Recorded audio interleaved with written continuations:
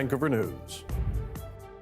What the Canada's finance minister quits cabinet, denouncing what she calls costly political gimmicks. Some fellow Liberals and the opposition say the Prime Minister must leave now.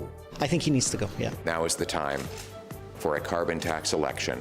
Plus, very tragic. It's unfortunate. Put a lot of the residents here on high alert. search and rescue crews try to find a second victim believed to have been caught in a mudslide in Lions Bay. And hey, it's Kev. I'll leave your information. I'll get back to you as soon as I can. Thanks. way down, but not completely out. BC United leader Kevin Falcon is asking for donations to stop the former official opposition party from bankruptcy, while some former candidates wait to be paid too. I am still owed money, yes, and I have a very, very little chance that I will receive it. This is CBC Vancouver News.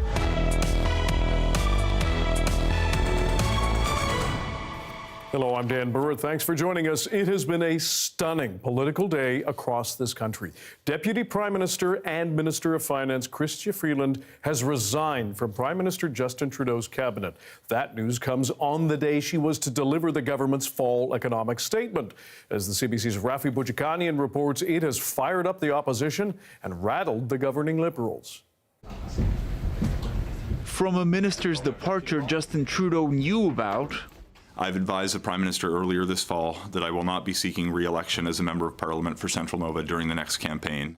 to another that landed as a bombshell. Chrystia Freeland, instead of delivering a fall economic statement, publishing this letter, where she wrote, "On Friday, you told me you no longer want me to serve as your finance minister and offered me another position in cabinet. The only viable path is for me to resign."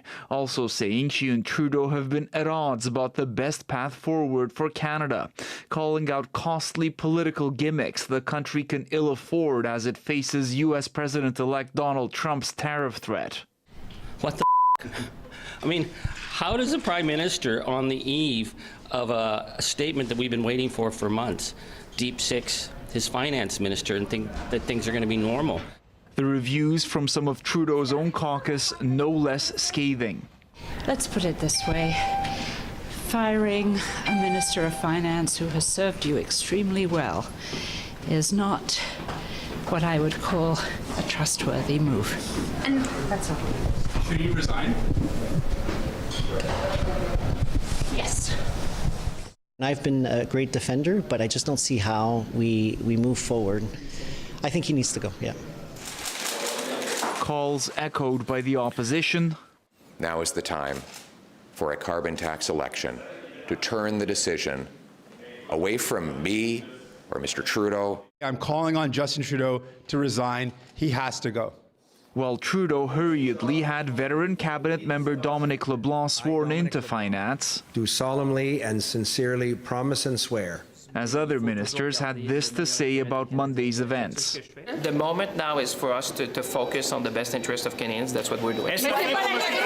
Chrystia Freeland is a good friend, someone I work with very, very closely. As President of the Treasury Board and Minister of Transport, this news has hit me really hard. At least 6 Liberal MPs have publicly called on Trudeau to resign today as he meets with his caucus to discuss next steps. Rafi Bujikani on CBC News, Ottawa. We have an update for you on the federal by-election being held in Cloverdale, Langley City. The CBC's Mira Baines joins us with the results. Mira? By-election results for Cloverdale Langley City show the federal Conservatives have won the riding by securing more than half the votes in a decisive victory. The riding has had its boundaries changed and has had close elections over the years. This comes after a dramatic day in Ottawa with the resignation of the finance minister and Liberal caucus meeting. The result was not unexpected. The seat was vacated when federal Liberal John Aldag resigned as MP to run for the BC NDP in the fall election. He lost, and the shifting political climate has been unfriendly to the federal Liberals, who are seeing their popularity sliding. Tamara Jansen has retaken the riding for the federal Conservatives. It was a seat that she held from 2019 to 2021. A local business owner, Madison Fleischer, ran for the Liberals. People we spoke to in the riding earlier said they want change. Inflation is just killing everyone, and I can barely survive right now. The rent is out of control, and people can't afford to, the homes and the food. I think we do need to move towards more equality, helping one another, and sense of community.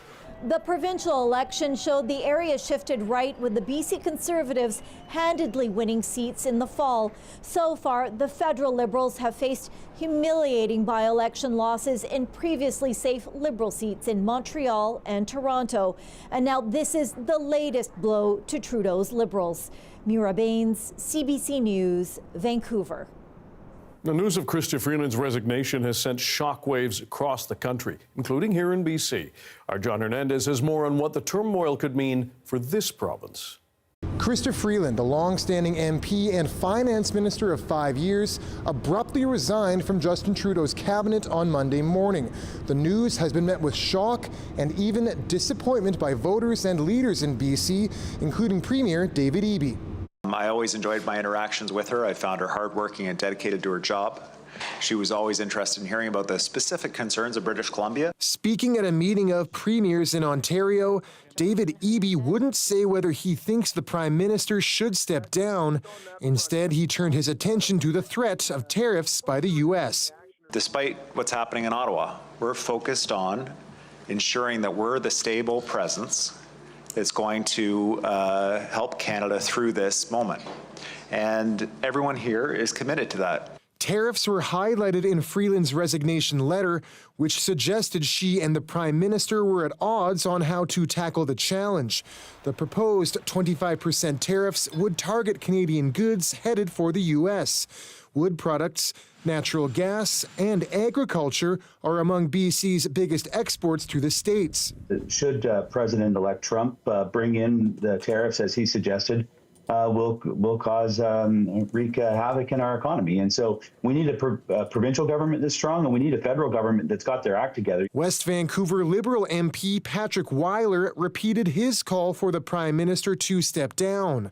Meanwhile, some BC residents believe Freeland's resignation signals the need for change. Well, I just think it brings up a feeling of hopelessness because there is no real change from the policies of this government. Well, he's had enough time in government, and I think we need some new blood. An unsteady start to the week for this country's leadership as it confronts some very tough economic challenges. John Hernandez, CBC News, Vancouver. At least 2 people have died in that severe windstorm that battered BC's south coast this weekend. Sea to Sky Mounties are asking for more resources, though, from the province as crews keep searching for a second person believed to have been caught in a mudslide that hit their home and closed the Sea to Sky Highway. Pinky Wong has more from Lions Bay. Here in Lions Bay, the search for the second unaccounted person is still ongoing after one home was displaced by a landslide on Saturday. Brunswick Beach Road is the closest we can get as the affected area is closed off for safety reasons and crews are still clearing debris off the site. Sea to Sky RCMP says a local state of emergency has been put in place for the Lions Bay village, where around 1,400 people live. Crews earlier found one body of a resident from the home that was swept away. Additional resources being requested through the province to come and do assessments for public safety reasons. Dykstra says the landslide was around 100 meters wide and the house that was displaced was swept down from the top to the bottom of the hill. Nearby residents say they got power back Sunday night after it went out on Saturday. Very tragic. It's unfortunate.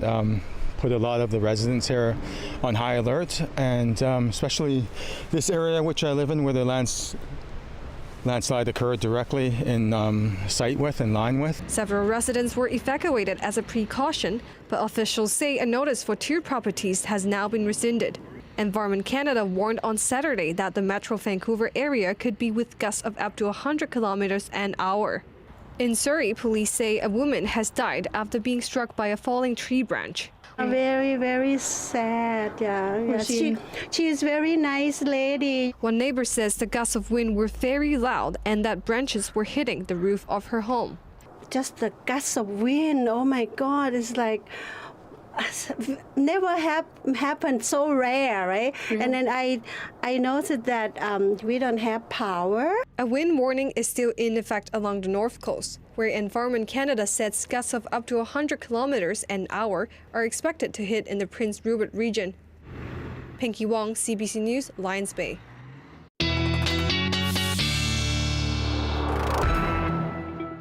Doris Madavi is here with our look at the weather, and that is a busy storm watch. That's right. Weather statements in the interior, warning of frozen ground, possible snowfall, a winter storm warning in place for Highway 3, especially around Kootenay Pass, 30 to 40 centimeters of snow there. Snowfall warning for the Sea to Sky and Whistler, 10 to 20 centimeters of snow. Rainfall warning for the west coast of the island, up to 100 millimeters of rain. And here in Metro Vancouver, anywhere from 50 to 80 millimeters of rainfall, particularly high up on the North Shore as per usual. So lots of activity happening across the province. Also wind warning up on the north coast. Almost forgot that one. So let's take a look at what's happening right now. Still fairly calm. Some showers, some flurries happening across parts of the south coast. Presented to tomorrow, we see that big wave of precipitation arrive. Heavy at times for sure. Some snow up at those higher elevations, but not for long. Freezing levels coming up as we get into midweek, but it's even very high accumulations possible in places like Victoria. That rain shadow effect not completely coming into play this time. So I see lots of rain here in the south coast and then lots of snow in the interior, Dan. Okay, Doris, thanks very much. Thank you. Not dead yet. When BC United, the former BC Liberal political powerhouse in this province, pulled the plug on their campaign in late summer, they didn't officially disband the party. Now, as Katie DeRosa explains, the former leader, Kevin Falcon, is quietly soliciting donations to prevent United from declaring bankruptcy and collapsing entirely. Remember BC United? They used to be called the BC Liberals, a political dynasty that spent 16 years in power. The party changed its name to BC United under leader Kevin Falcon, partly to avoid confusion with the federal Liberals. Things went downhill from there. Donations were drying up, and BC United was being eclipsed by the upstart BC Conservatives. Ultimately, Falcon withdrew the party from the election campaign, opening the door for the BC Conservatives to become the official opposition. But the party is not dead.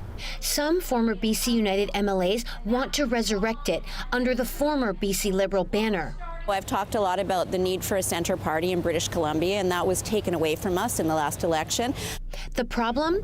BC United, which owns the BC Liberal brand, is swimming in an ocean of debt. $1 million to be exact.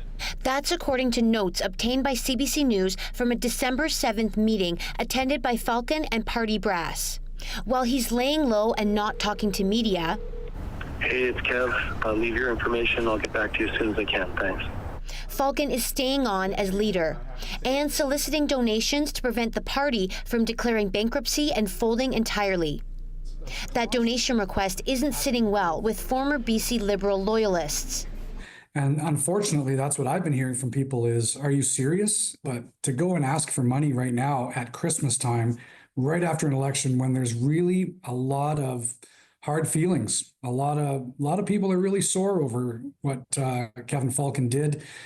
That includes former BC United candidates who say they're still out of pocket for money they spent on their campaigns. I'm not really thrilled that this is happening. I am still owed money, yes, and I have a very, very little chance that I will receive it. BC United staff has dwindled from 27 down to 5, and the party is trying to sublet its office space, which costs almost $20,000 a month. Falcon is not being paid by the party, according to BC United insiders. Clausen thinks Falcon should step aside and hand the reins to a new leader. One former BC United and BC Liberal spokesman hopes the party can clear its debt and rise from the ashes. Center-right folks who maybe don't find a home within the BC Conservatives, center-left folks who maybe don't have a home within the BC NDP. A lot of them are feeling quite politically homeless right now. Whether or not that home can be found under the banner of the BC Liberals remains the million-dollar question. Katie DeRosa, CBC News, Victoria. Still to come, we'll have the latest from Toronto, where all 13 of Canada's premiers have been meeting amid uncertainty in Ottawa. That's next. I think it's important to give a human face to the stories that we hear every day, the people that they affect. And I think talking to those people is what really gives us the true sense of the impact of the stories that we're hearing.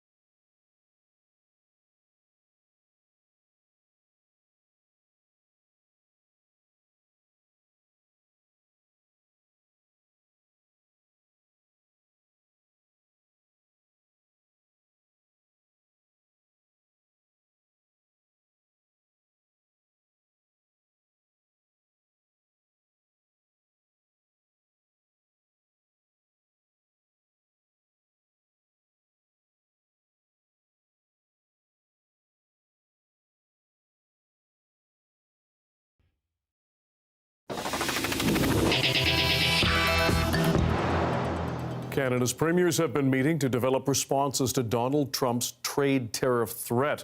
But as Olivia Stefanovich explains, the sudden resignation of the federal finance minister adds a new element of uncertainty. Seizing the moment to send a message to the U.S. and the federal government. This is a time for the premiers to step up, which we're going to. Provincial and territorial leaders gathering together for the first time in person amid political turbulence on both sides of the border. And make no mistake about it, we may have our differences, but we're a united group of premiers. When there's a threat of tariffs, we can't just sit back and roll over.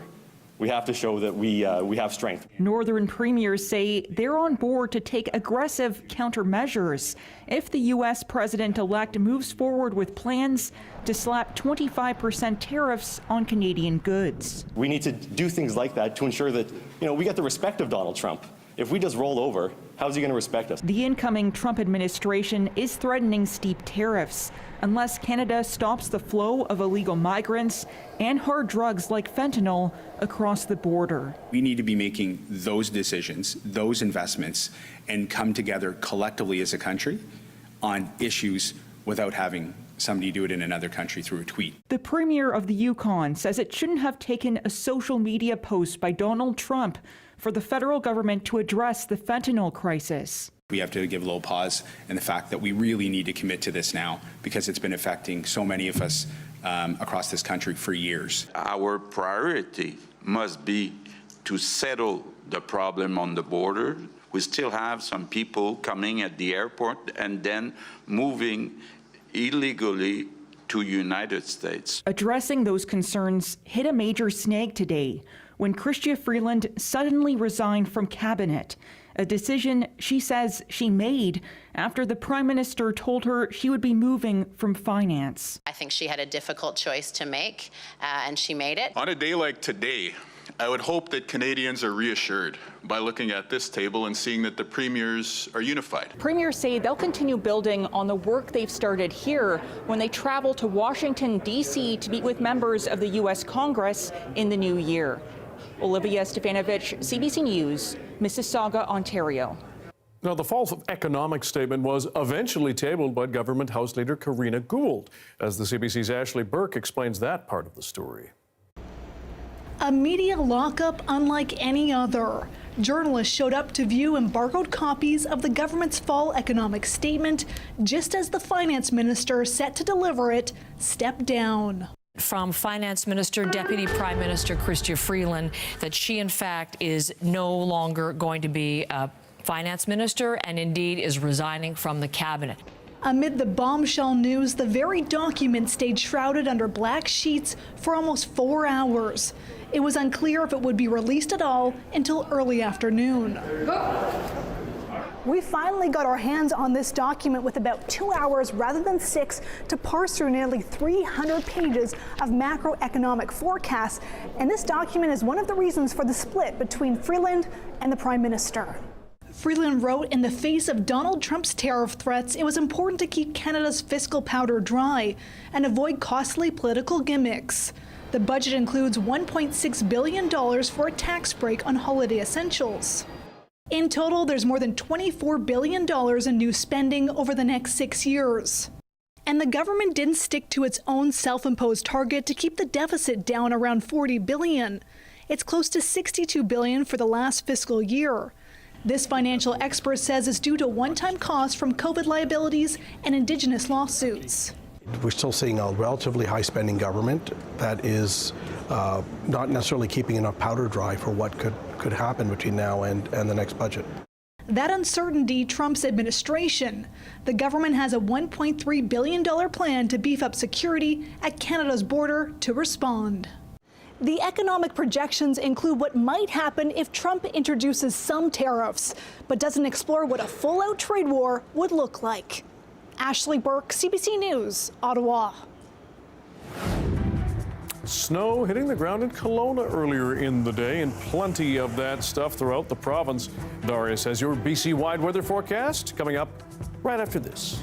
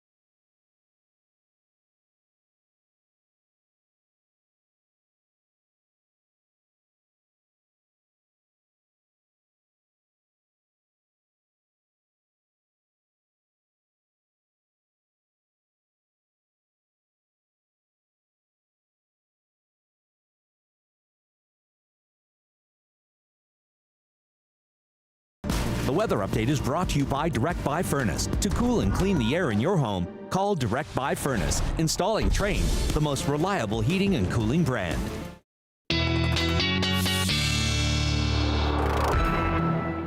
Our science and climate specialist Darius Madavi here with our BC-wide weather forecast, and it just keeps on being stormy. It does. It does. Big storm system coming in as we head into tomorrow. Expect to see a lot of rain here on the south coast, a lot of snow in the interior. Everybody's favorite trouble spot, Kootenay Pass on Highway 3, could get 30 to 40 centimeters of snowfall. The sea to sky could get 10 to 20 centimeters of snow. And on the north shore of Metro Vancouver, expect to see some pretty high rainfall accumulations, which we'll see in a second. If we zoom in here, you can see, again, rainfall warning over here on the west coast of the island, particularly around Port Renfrew down here, and then for the north shore of Metro Vancouver. But really, all of Vancouver could get a good drenching, I'd say. Winds will also pick up at times, but mostly confined to the west coast of the island, parts of the east coast as well. We'll see high winds and Victoria, but mostly just by the water, so those coastal areas that we're more worried about. Less of a widespread windstorm and mostly precipitation this time around is the bigger concern. You can see a lot of that snow spreading throughout the interior. Again, lots of snow coming down there, especially at those higher elevations.